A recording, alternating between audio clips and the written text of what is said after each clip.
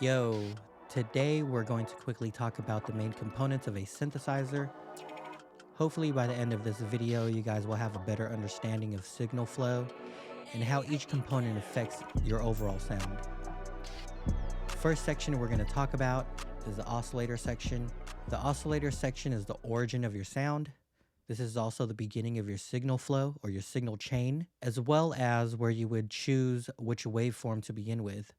So on the Korg Prologue, we have 3 different waveforms that we could choose from. We have the sawtooth or the saw wave, the triangle wave, and the square wave. So keep in mind, this is normally where you would begin designing your sound. Next, we have the filter section. The most important aspects of the filter are the filter cutoff, resonance, and filter type. The most common filter type is a low-pass filter, and this basically filters out everything above the cutoff frequency. So for example, if I hold this note down and I turn the cutoff frequency, so you can think of the filter section much like an EQ, where you can remove certain frequencies, or you can even boost certain frequencies using the resonance. Moving on to amplitude and envelopes, this section is where you would shape the characteristics of your sound using the amp envelope. An amp envelope is usually defined by 4 parts. You have the attack, decay, sustain, and release. The attack is how long it takes the signal to reach its peak amplitude. The decay is how long it will take from the peak amplitude to decay down to its sustained level. The sustain is the level in which the signal will remain as long as the key is pressed down. And the release is basically the time it takes for your sound to fade away once the key is released.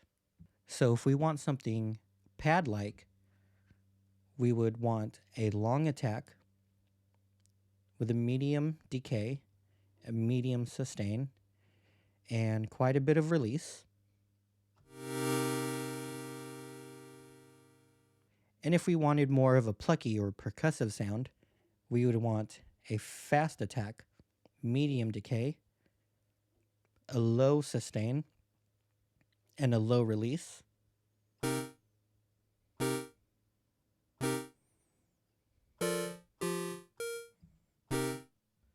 Now the last section we'll talk about is the LFO. The LFO stands for low frequency oscillator. An LFO doesn't normally produce anything audible that we can hear. Instead, it's used to manipulate or modulate various parameters of your synthesizer. For example, we could use the LFO. We can target the cutoff filter. So once I start turning the intensity or the depth knob, you'll begin to hear the LFO modulate the filter.